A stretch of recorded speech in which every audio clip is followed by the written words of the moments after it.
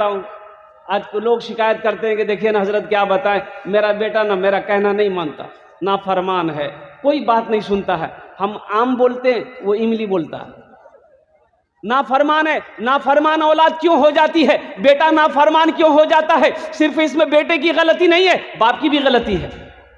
अब देखिएगा, लड़का शादी में गया, अब शादी करने गया, बैंड बाजा लेके गया।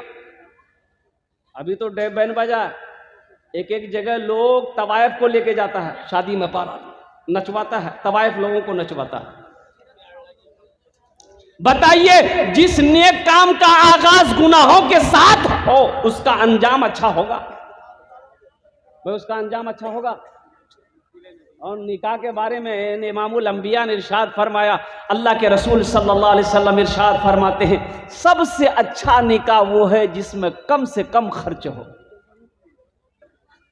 जिसमें कम से कम खर्च हो, सबसे अच्छा निकाह वो है। अल्लाह अकबर कबीरा। अल्लाह के नबी सल्लल्लाहु अलैहि वसल्लम की 11 बीवी,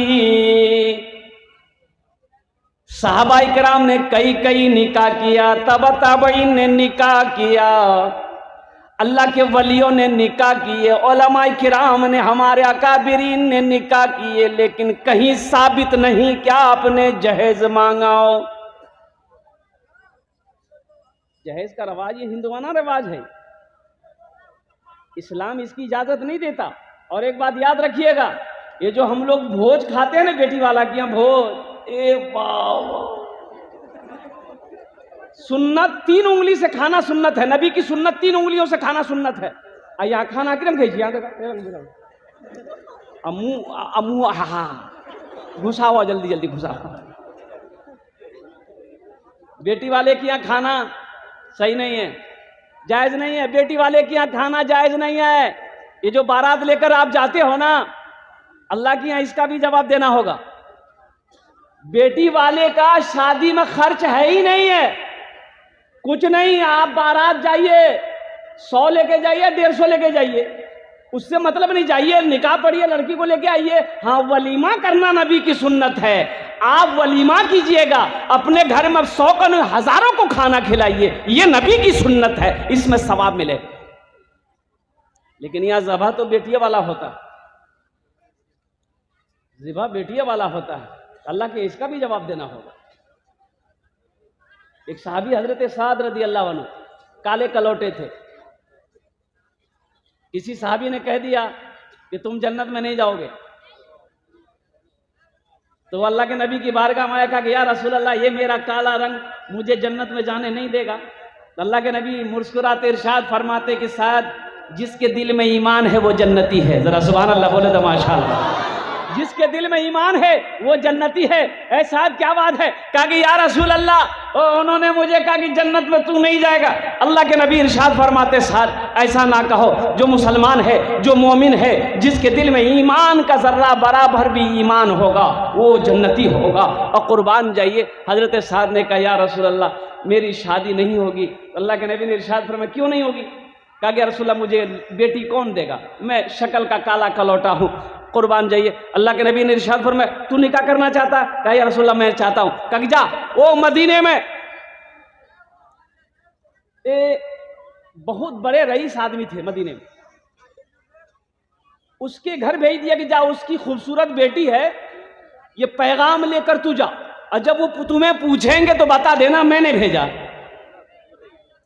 और हजरत साद रदी अल्लाह ताला अन्हु डरते डरते उस बेचारे के दरवाजे तक पहुंचा। एक तो ये है कि ये बेचारे गरीब थे, गरीब है, पास में पैसा है नहीं, ऊपर से शक्ल अच्छी नहीं है, काला कलौटा है। और जिस घर में ये पैगाम लेकर गए हैं, सबसे बड़ा अमीर पैसा वाला आदमी, और उसकी बेटी जिस लड़की के लिए ये पैगाम लेकर गया है वो हसीनो जमील लड़की है। डरते डरते दरवाजे में दस्तक दिया तो उसका बाप दरवाजा खोला।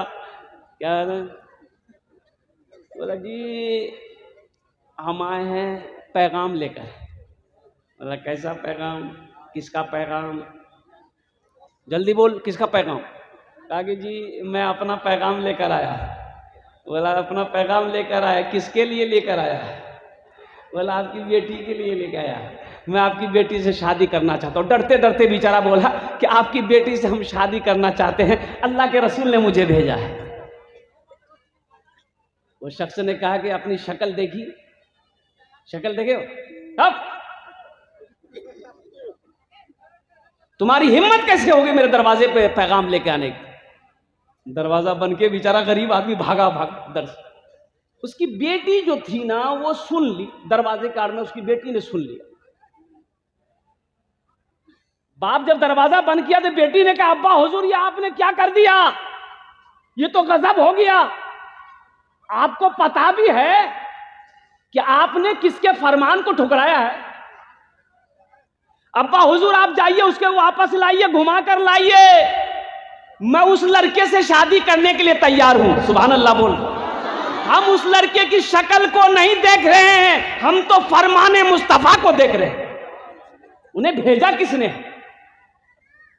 लेकिन के बाप को अफसोस हुआ कि हमसे भूल भी है, अल्लाह के रसूल ने भेजा था उसे। ये बेअदबी है। भागा भागा अल्लाह के नबी की बारगाह में गया कि या रसूल अल्लाह सल्लल्लाहु अलैहि वसल्लम, मेरे माँ बाप आप पर कुर्बान, मुझे माफ़ कर दें या रसूल अल्लाह, भूल से मैंने उनके साथ ये पेश आया मैं। तो अल्लाह के नबी ने इरशाद किया, तुम तैयार हो? कहा या रसूल अल्लाह मैं तैयार हूँ, मेरी बेटी भी तैयार, आप निकाह पढ़ा दें। अल्लाह के नबी ने निकाह पढ़ा दिया। अब निकाह पढ़ा दिया, निकाह पढ़ा दिया। अब बीवी के लिए कपड़ा चाहिए था, जोड़ा चाहिए था, खाने के लिए कुछ पैसा, कुछ सामान चाहिए था। पास में तो फूटी कोड़ी नहीं है। तो अल्लाह के नबी ने इरशाद फरमाया, साथ जा अपनी बीवी को ले आ। कहा कि या रसूल अल्लाह मेरे पास तो एक पैसा नहीं। तो अल्लाह के नबी ने इरशाद फरमाया, ऐसा करो अली के पास चले जाओ, उससे ले लेना, कर्ज ले लेना, बोल देना मैंने भेजा है, मैं अदा कर दूंगा। और अब्दुर्रहमान बिन औफ के पास चले जाना और उस्मान के पास चले जाना। सुभान अल्लाह बोले तो माशाअल्लाह। अब इस वाक़े को हजरत साद निकाह किए, अपनी बीवी को लाए कि नहीं लाए, अपनी बीवी को ले आए कि नहीं ले आए। पैसे तो इसे मिला, दिरहम इसे मिले, मदीने के बाजार में भी पहुंचा, सारा सामान खरीदा, लेकिन बीवी से नहीं मिल पाया। इस वाक़े को इंशाअल्लाह मैं लास्ट में बयान करने की कोशिश करूंगा। वो जो मैंने शेर सुनाना चाह रहा था हजरत हंजला के बारे में। पहली रात है हजरत हंजला की, बोलिए बोलो। पहली रात है, बीवी से मिले, गुसल फर्ज हो गया, गुसल फर्ज है। अल्लाह के नबी की सदा कानों से टकराई रात में, उठे बिस्तर। हजरत हंजला गए, जंग में गए, शहीद हो गए, गुसल फर्ज था। अब जब जंग खत्म हुई, जब खत्म हुई तो अल्लाह के नबी सल्लल्लाहु अलैहि वसल्लम इरशाद फरमाया कि भाई उनके जिस्मों को जमा करो। जो शहीद हो जाते तो उनके जिस्मों को जमा किया जाता था। सारा मैदान लाशों को जमा किया जा रहा है, लेकिन हजरत हंजला की लाश नहीं मिल रही। हजरत हंजला की लाश है ही नहीं है। सहाबा कराम परेशान है कि या रसूलल्लाह हजरत हंजला नहीं है, शहीद हुआ है लेकिन उसका जिस्म नहीं है। अब हजरत हंजला का जिस्म कहाँ गया, पहले कहाँ गया, फिर जिस्म आया, कुर्बान जाइए। अल्लाह के नबी ने शहादत की उंगली की थी आसमान की तरफ, चांद की तरफ शहादत की उंगली उठाई। अल्लाह के रसूल ने शहादत की उंगली उठाई थी चांद की तरफ। अल्लाह ने हुक्म दिया, ए चांद मेरे महबूब का इशारा हो रहा है, अपने सीने को चीर दे। चांद दो हिस्सों में बट गया, टुकड़ा हो गया। सितारों से यही चांद कहता है हरदम, तुम्हें क्या बताएं वो टुकड़ों का आलम। सितारों से ये चांद कहता है हरदम, तुम्हें क्या बताएं वो टुकड़ों का आलम। इशारे में आका का इतना मजा था कि फिर टूट जाने को दिल चाहता है। इशारे में आका का इतना मजा था कि फिर टूट जाने को दिल चाहता है। सुभान अल्लाह, एक बार बोले तो माशाअल्लाह। ज़हन को हाजिर करना है, बहुत तेजी के साथ वक्त गुजरता चला जा रहा है। अभी देखिए खड़गपुर के लिए हम लोगों को निकलना है 11 बजे रात में ट्रेन है किशनगंज से। वो हज़रत अल्लामा मौलाना मुफ्ती सादुल नजीब साहब दामद बरकातहू वो भी तशरीफ़ फरमा है। बस एक साथ हम लोग निकलेंगे। कल का प्रोग्राम खड़गपुर का प्रोग्राम है, उस प्रोग्राम को पकड़ना है। अल्लाह पाक की बारगाह में दुआ कर अल्लाह मेरे इस सफ़र को कामयाब कर दे, आमीन बोले अल्हम्दुलिल्लाह। मुअज़्ज़ज़ सामीन किराम, मस्जिद का जलसा है, मस्जिद अल्लाह का घर है। और बताया गया कि जो वज़ू बनाकर मस्जिद के अंदर दाखिल हो जाता है वो अल्लाह का मेहमान हो जाता है।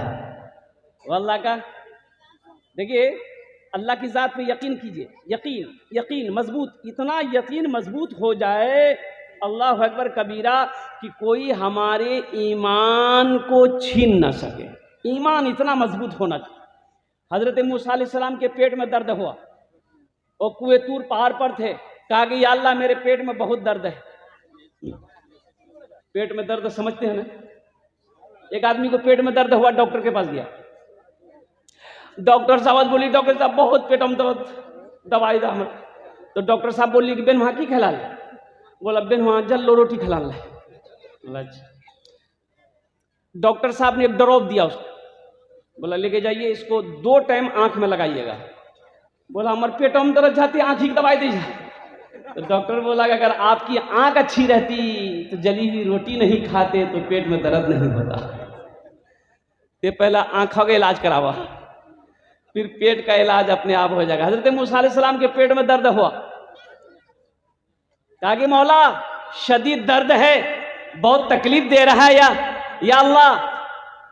तो अल्लाह ने कहा कैसा है मूसा, हो जाओ, वो पेड़ देख रहा है। कहा कि या अल्लाह पेड़ देख रहे, जाओ उसी पेड़ का पत्ता तोड़कर खा लो, आराम हो जाएगा। हजरत मूसा अलैहिस्सलाम कुएं तूर पहाड़ से नीचे उतरे, गए उस पेड़ के पास, एक पत्ता तोड़े, चबाए, खा लिए, आराम मिल गया, खुश हो गए। फिर कुछ महीनों के बाद हजरत मूसा अलैहिस्सलाम को पेट में फिर दर्द हुआ, वैसा ही दर्द हुआ। तो बड़ा परेशान हो गए, बोले कि अब कुएं तूर पहाड़ जाने की जरूरत नहीं है, अल्लाह से पूछने की जरूरत नहीं है, मुझे तो पता है कि कौन सा पत्ता खाना है। गए वो पत्ता चबा के खाए तो जितना कम दर्द था और दर्द बढ़ गया। बोले ये क्या हो गया। दूसरा पत्ता तोड़े, उसको चबा खाए, फिर दर्द बढ़ गया। तीसरा खाए, फिर बढ़ गया। चौथा, 5 पत्ता खा लिए, दर्द है कि कम होने का नाम है नहीं। भागे भागे दौड़े कुएं तूर पहाड़ पर गए, कहा कि या अल्लाह ये क्या मामला है, या अल्लाह उस दिन ये पत्ता खाया था, आराम मिल गया था, या अल्लाह आज 5 पत्ता खा लिया, आराम नहीं है। तो गैब से आवाज आई, मूसा तुमने क्या समझा पत्ते में शिफा है, तुमने क्या समझा पत्ते में शिफा है। अरे शिफा तो मेरे हुक्म में है, मेरे हुक्म में शिफा है। इसलिए मौजूद सामने किराम, हजरत मूसा अलैहिस्सलाम निकले और दरिया पार कर गए, फिरौन दरिया में डूब कर मर गया।